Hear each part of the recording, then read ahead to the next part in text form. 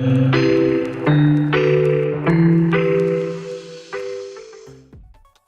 Search Podcast USA Edition series is sponsored by PGC. PGC are the longest-serving employer of record in North America and can compliantly engage contractors across both the US and Canada on behalf of staffing and recruitment businesses. Our turnkey solution offers a unique access point to the largest staffing market in the world. To find out more, visit us at pgcgroup.com. Hi everybody, welcome back to another episode of the Search Podcast. I'm Elliot Manning, Managing Director of Cayman Recruitment across the UK and US. Very excited about this week's episode. A business that has been doing incredibly well since we started working with them. But I'll let them run away with an introduction of these three guys on this one. So run away with it, guys. Yep, so let's let them do the introductions. So yeah, we're Kintec Search. We started the business about 18 months ago, entered into a business partnership with Kintec Global. So they're a Manchester-based firm. They own part of the business, and we, us three guys, own the other part of it as well. So yeah, we started the business off in sort of a small closet space, I suppose, over in Gramercy. Then after that, we moved to a 10-person office. Recently, we moved to a 5,000 square foot office on West 18th Street in Manhattan. The space is pretty cool. We spent a few weeks doing a lot of interior design. There's TVs everywhere. We've got a pool table. There's a few other things to mention. We do some work, Elliot. It's not just all fun and games. Yeah. But we try to make a space where people are excited to come to work. Yeah. And over the last 18 months, we've grown to 10 people. So we've got 9 in sales, 1 office manager, who actually came from you guys, Sean. He's been fantastic. So yeah, we expect that number to grow significantly over the next couple of years. Our goal towards the end of this year is around 20 people. Yeah. And in terms of how that arrangement works, we've got the support of a very successful business in Kintec Global. So they've been around for over 20 years. Manchester, I think it's your neck of the woods, Manchester, right? So they've been around for a while. They've got over 1,000 contractors, over $150 million in contractor revenue.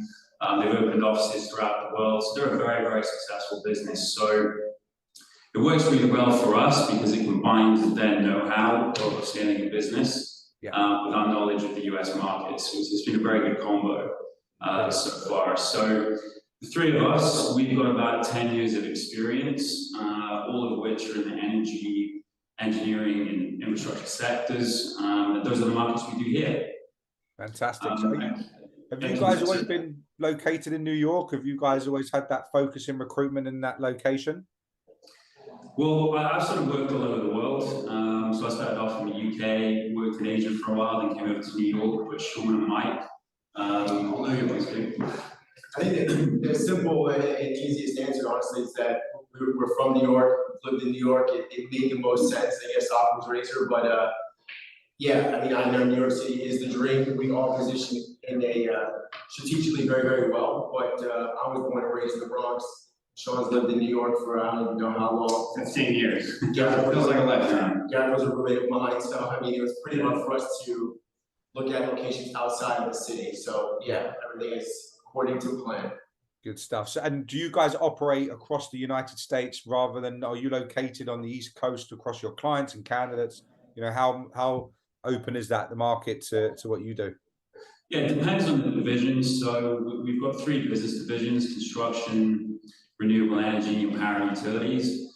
We find that construction is a bit more geographically targeted. So we do a lot of work in New York, DC, Florida, the Carolinas. So a lot of it is very East Coast focused.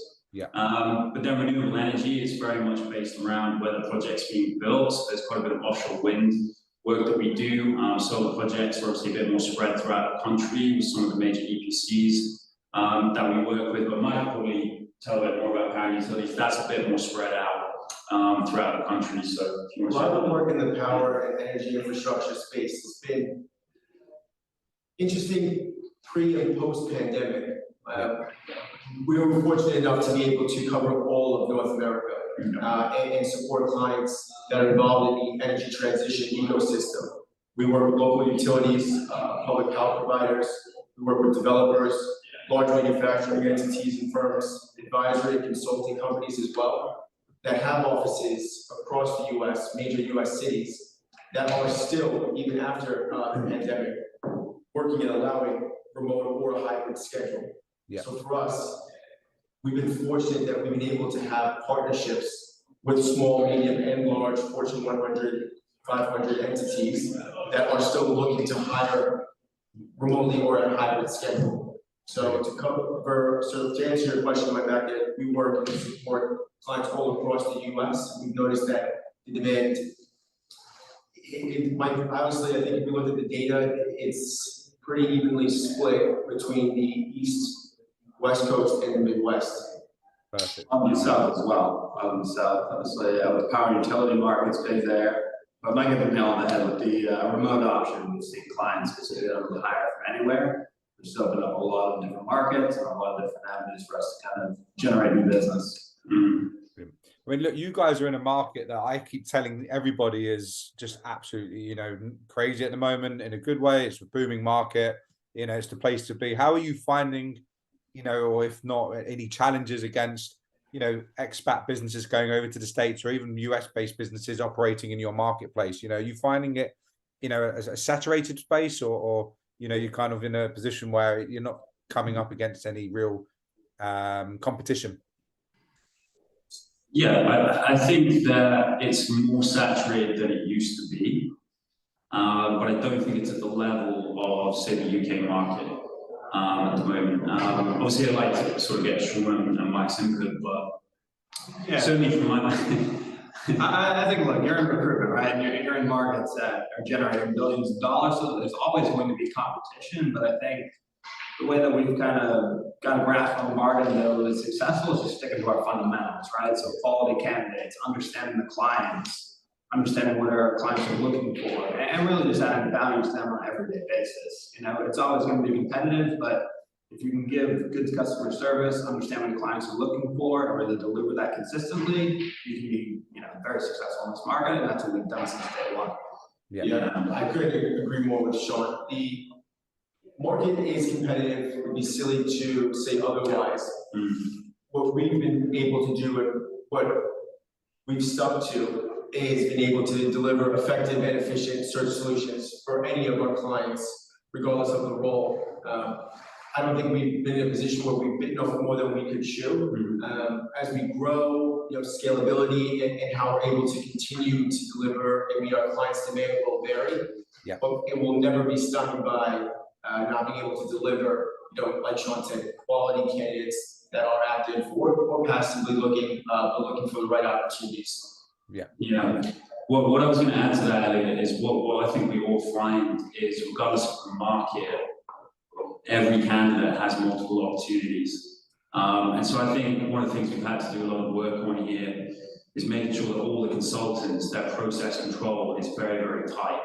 You have to be able to build very, very strong relationships with candidates in a very short period of time.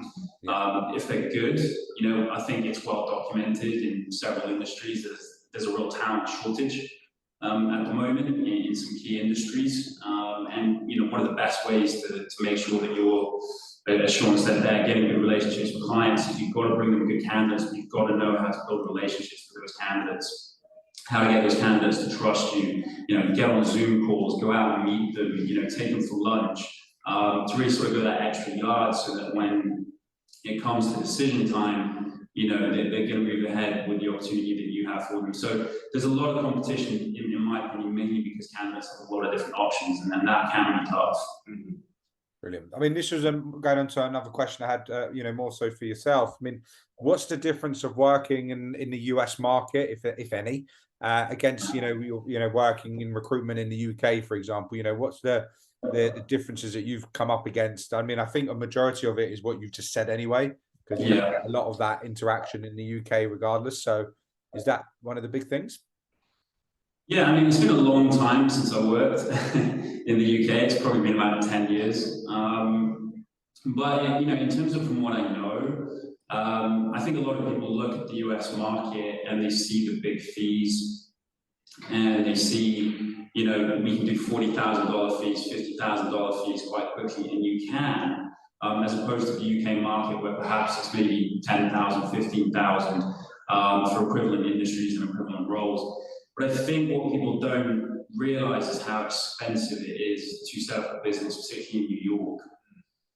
So, if you take a consultant, I'm not sure what the average salary is for an entry-level consultant in the UK. Let's say it's £20,000 or £24,000, maybe in that range. When you come to New York City, it's $50,000, in some cases $55,000, $60,000, pretty much an equivalent level of experience. Yeah. So as you try to scale a business, those overheads, they become massive. You've also got health benefits, you've got rent, you've got insurance, all these things really mount up to mean that if you were just an individual contributor, maybe working remotely, doing fees in the US, maybe you can make quite a bit more money than you can in the UK. But I think if you're going to come here and you're going to scale a business, you really need to understand it's very, very expensive. And I think a lot of people get carried away by just looking at the fees and looking how much more money they think they can make here, and they don't factor in the cost. I think the other thing I would say is it is a bit more transactional than the UK market.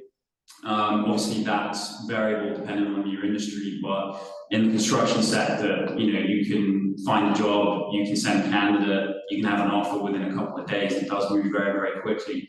And candidates have 2-week notice periods as well. So you can get those invoices going out on a much more regular basis than perhaps you can in the UK. But I would probably say that there are more similarities than differences. Overall, it's going to be hard whether you're setting up a business there or setting up a business here. Yeah, I mentioned something before that was interesting. We were chatting about it a little bit, was the notice period and the difference there. I think 2 weeks, sometimes you'll run into 2-3 weeks in the States versus 4 to 6+ weeks notice period in the UK. It doesn't seem like it's a big deal, but when you look at P&L, when you look at budgeting, and you look at forecasting, we're talking about potentially the impact of first quarter versus second quarter, or month 1 of Q1 versus month 2 of Q1.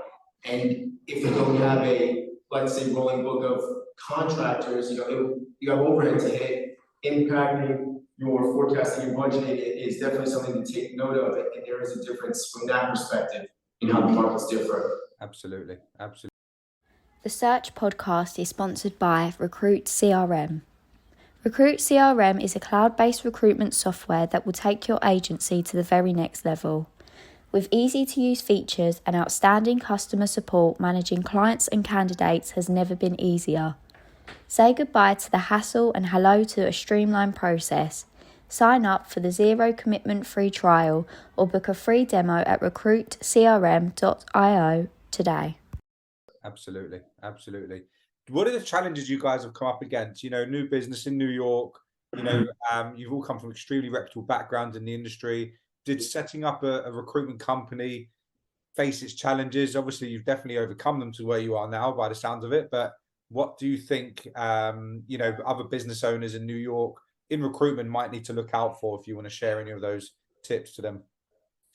Yeah, I think you have to learn things in real time that you haven't had exposure to before. So if you've been running, let's say, a team of 5 people, you've been a high-performing principal, maybe even been a manager or a senior manager, I think whatever your experience is before, you won't necessarily have had exposure to things such as legal, such as real estate. You have to sort of be part-time human resources, finance, part-time cash collection. And there's really no grace period whereby you get to learn these things because the business has to keep moving. So you have to learn those things, you have to do those things whilst maintaining a high-performance sales office. Otherwise, you're not going to have a business. So I think you really get thrown into the deep end. And I think, speaking for myself, I think I underestimated how difficult that would be, and how much of a learning curve that would be. But I think, in terms of framing it as a positive, if people are willing to do that, then you learn those skills, forever. It's the best way of upskilling yourself, as opposed to reading a book or attending a lecture. You have to learn how to do these things effectively and efficiently in order for your business to survive. So even though you're throwing yourself into the deep end, it is worthwhile doing, at least from my perspective. And I think on that, when you're in the pool, make sure you have good people next to you. I think I would have probably joined Kintec if Gareth and Michael were coming with me, and it's probably the same.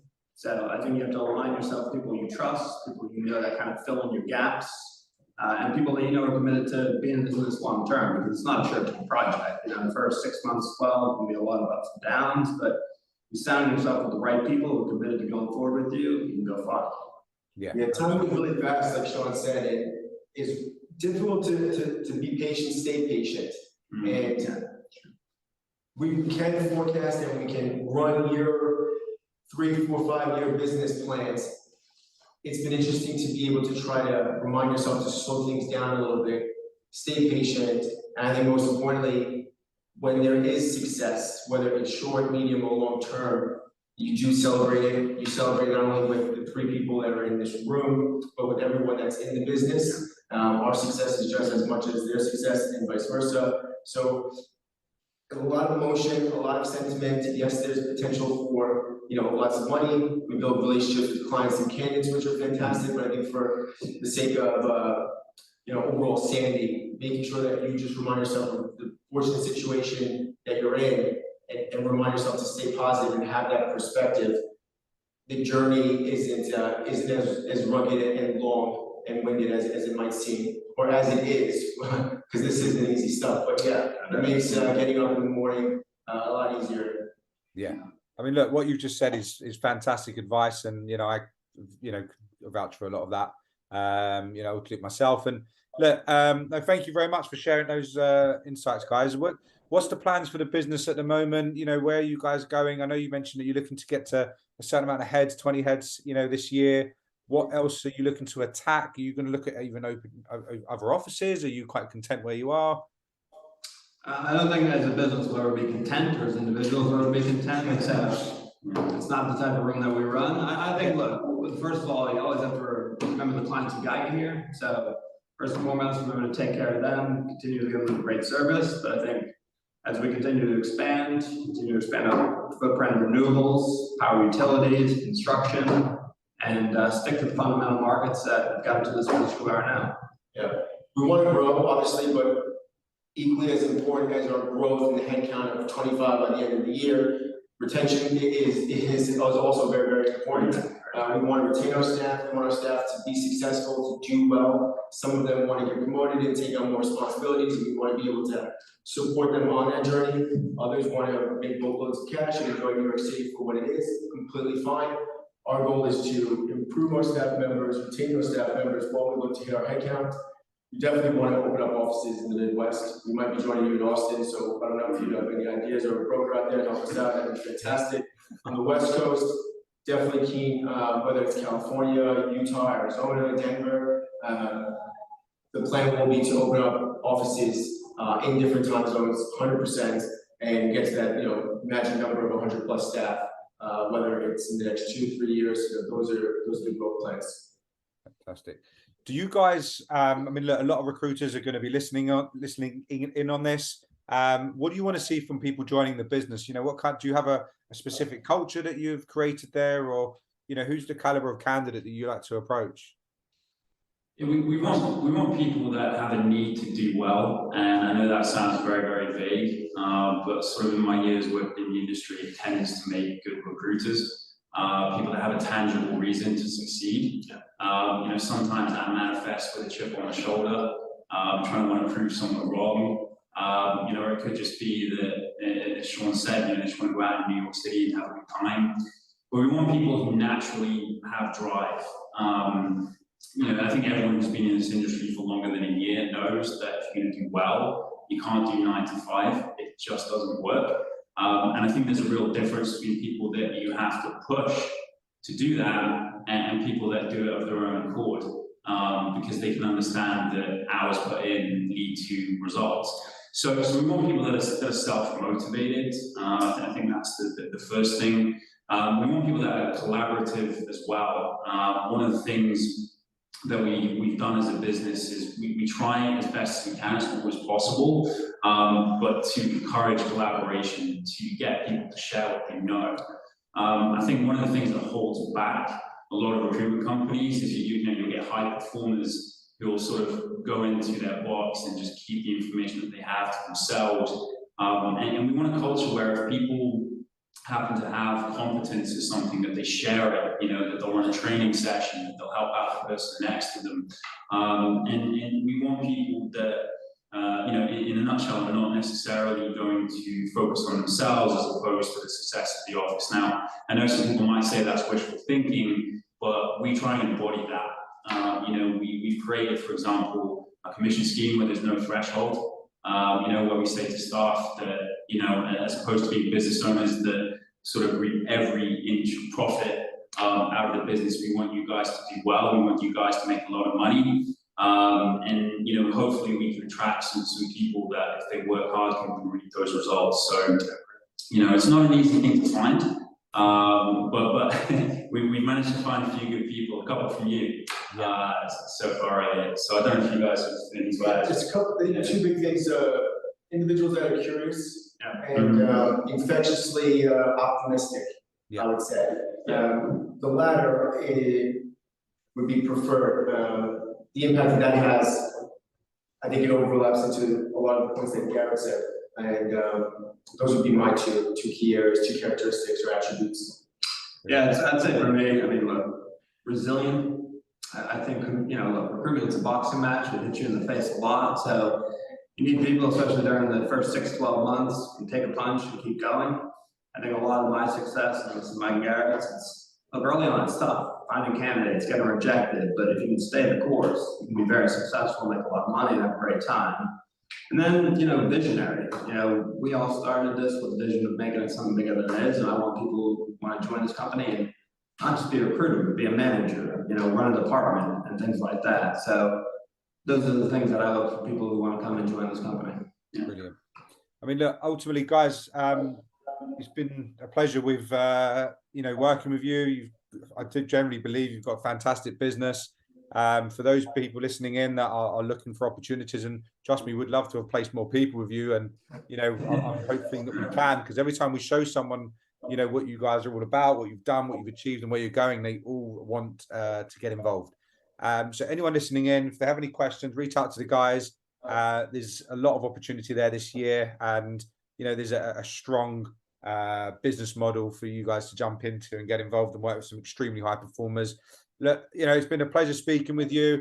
Really, really appreciate your time. I know we've been talking about this for a while now, and I'm glad we've finally got there. But look, you know, there's only bigger and better, exciting things to come within the business. And hopefully, if we get you on in the future, you know, you'll be in an even bigger office with a bigger team and a lot more opportunity across the US. We look forward to it, and thank you for giving us this opportunity, this platform. It's been an absolute pleasure. Look forward to it again soon. Brilliant. Thank you very much. All right. Thank you, Elliot. Thank you. Guys, you take care. Thank you. Have a good one.